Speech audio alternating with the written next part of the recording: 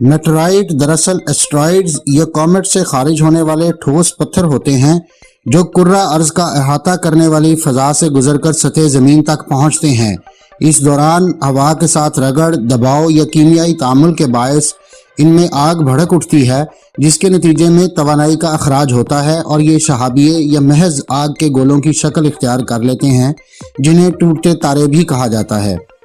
अक्सर औकात ये इस शदीद हिद्दत और रगड़ की वजह से हवा में ही रेजा रेजा हो जाते हैं। ताहम कभी कभार ऐसा भी होता है कि कोई शहाब साकिब ज़मीन पर आ गिरे,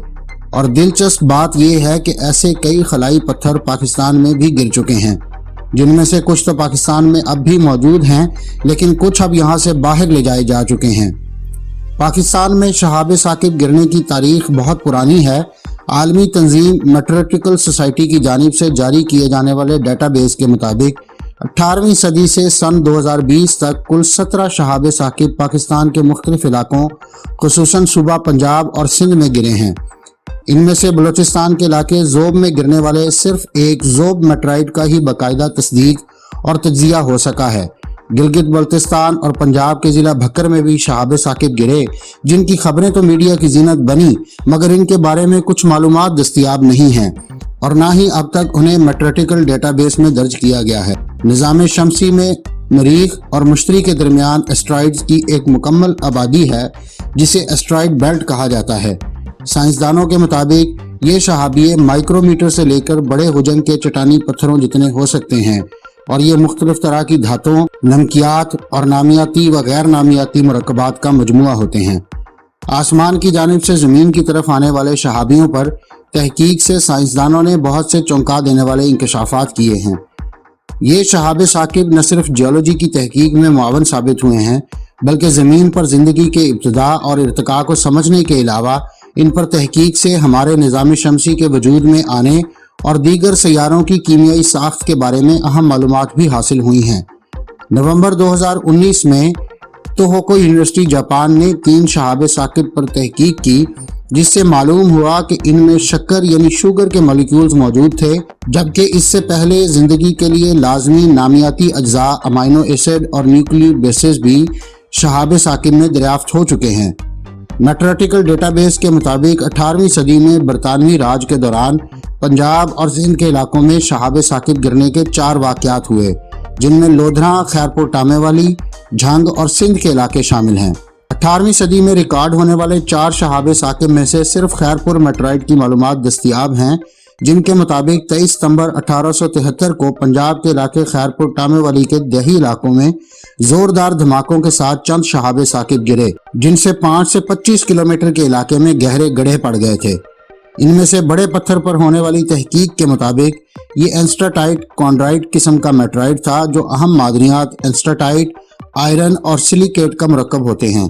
ये मादनी मरकब ज़मीन पर पाए जाने वाली चट्टानों में निर्धारित है, लिहाजा इस तरह के शहाब साकिब हर दौर में साइंसदानों की खुसूसी तवज्जो का मरकज़ रहे हैं,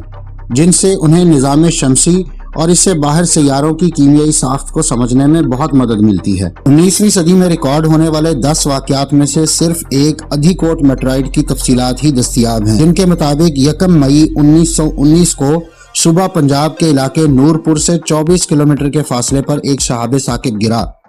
इस इलाके को बरतानवी राज में शाहपुर भी कहा जाता था। इस पत्थर के तज्जिये से मालूम हुआ कि ये सन 1873 में खैरपुर टामेवाली में गिरने वाले शहाबिये से मुमासलत रखता है, लिहाजा इसे एंस्टाटाइट EH4 का नाम दिया गया। बादशाह इस पत्थर पर तहकीक करके एक मकाला शाया किया गया, जिसके मुताबिक इसमें क्लोरीन और हैफिनियम की मिकदार दीगर अनासर सिलिकॉन, कैल्शियम और आयरन की निस्बत ज़्यादा थी। इससे ये नतीजा निकाला गया कि ये कायनात में मौजूद गैस और मिट्टी के इंतहाई बुलंद दर्जा हरारत वाले किसी बादल यानी सोलर नेबुला के ठंडे हो जाने वाले टुकड़े हैं। 18 अगस्त 2018 को भक्कर की तहसील दरिया खान में पंजगिरियां के मकाम पर कुछ शहाब साकिब गिरे, जिनमें से एक पत्थर का वजन 3 से 4 किलोग्राम तक था। मकामी अफराद इन पत्थरों की हकीकत नहीं जान सके और किसी बम धमाके से उड़कर आने वाले पत्थर समझकर जमा कर लिया और मकामी पुलिस और मीडिया को आगाह किया। मार्च 2017 में गिलगित बल्तिस्तान में जिला गजर और दयामीर के अतराफ में रात 9 बजे के करीब कुछ चमकते हुए अजसाम आसमान पर देखे गए اور کچھ دیر بعد ایک زوردار دھماکے کے ساتھ چند پتھر گرے۔ دھماکہ اس قدر شدید تھا کہ پوری وادی لرز اٹھی اور چند ہی گھنٹوں میں اس واقعے کی خبر سوشل میڈیا پر وائرل ہو گئی۔ اگلے روز مختلف اخبارات نے اس کی خبر بھی شائع کی۔ سوشل میڈیا پر اس واقعے کی سی سی ٹی وی فوٹیج بھی شیئر کی گئی۔ تاہم غزر اور دیامیر کے درمیان اونچی پہاڑی چوٹیوں میں گرنے کے باعث یہ شہاب ثاقب آج تک تلاش نہیں کیا جا سکا۔ 9 جنوری 2020 کی شام کو بلوچستان کے علاقے زوب میں زوردار دھماکوں کے ساتھ تقریباً 18.9 کلو گرام جسامت کا ایک بڑا شہاب ثاقب اور ساتھ بہت سے چھوٹے پتھر گرے، جنہیں مقامی افراد نے اپنی تحویل میں لے لیا۔ زوب کی تحصیل قمر الدین کاریز سے تعلق رکھنے والے سردار نور محمد کے مطابق اس واقعے کے بعد کوئٹہ سے کچھ لوگوں نے اس مقام کا دورہ کیا اور ہم سے تمام پتھر یہ کہہ کر لے گئے کہ انہیں مزید تحقیق کے لیے اسلام آباد لے جایا جائے گا، مگر در حقیقت ان میں 19 کلو گرام کے پتھر کو مبینہ طور پر افغانستان کے راستے 4 لاکھ روپے کے عوض سمگل کر دیا گیا۔ وہاں سے اسے مائیکل فارمر نامی ایک میٹرائٹ اور دیگر قیمتی پتھروں کے تاجر نے خرید کر فروری 2020 میں ہونے والی ٹکسن منرل اینڈ جیمز شو میں فروخت کے لیے پیش کیا۔ مائیکل فارمر کے مطابق انہیں پاکستان سے کال موصول ہوئی تھی کہ ایک وزنی شہاب ثاقب پاکستان سے امریکہ سمگل کیا جا رہا ہے، جس کے بعد اس کے حصول کے لیے انہوں نے ایک تیسرے فریق کی خدمات حاصل کی۔ شو سے امریکہ کی ایریزونا اسٹیٹ یونیورسٹی نے یہ پتھر تحقیقی مقاصد کے لیے خریدا اور یونیورسٹی کی جانب سے اس کے متعلق معلومات جاری کیے جانے کے بعد بین الاقوامی میڈیا کو اس شہاب ثاقب کے بارے میں معلوم ہوا، مگر بلوچستان کا مقامی اور قومی میڈیا اس سے بے خبر رہے۔ دنیا بھر میں شہاب ثاقب گرنے کے واقعات ہوتے ہیں، مگر دیگر ممالک میں انہیں باقاعدہ ریکارڈ کیا جاتا ہے۔ اوپن مارکیٹ یا جیمز اینڈ منرل شوز میں ان کی خرید و فروخت بھی عام ہے اور عموماً تحقیقی مقاصد کے لیے ماہرین یا سائنسدان انہیں خریدتے ہیں۔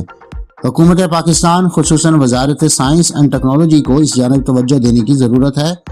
کہ نہ صرف ان واقعات کو درست طریقے سے ریکارڈ کیا جائے بلکہ ان کی فروخت بھی قانونی طریقے سے ہو۔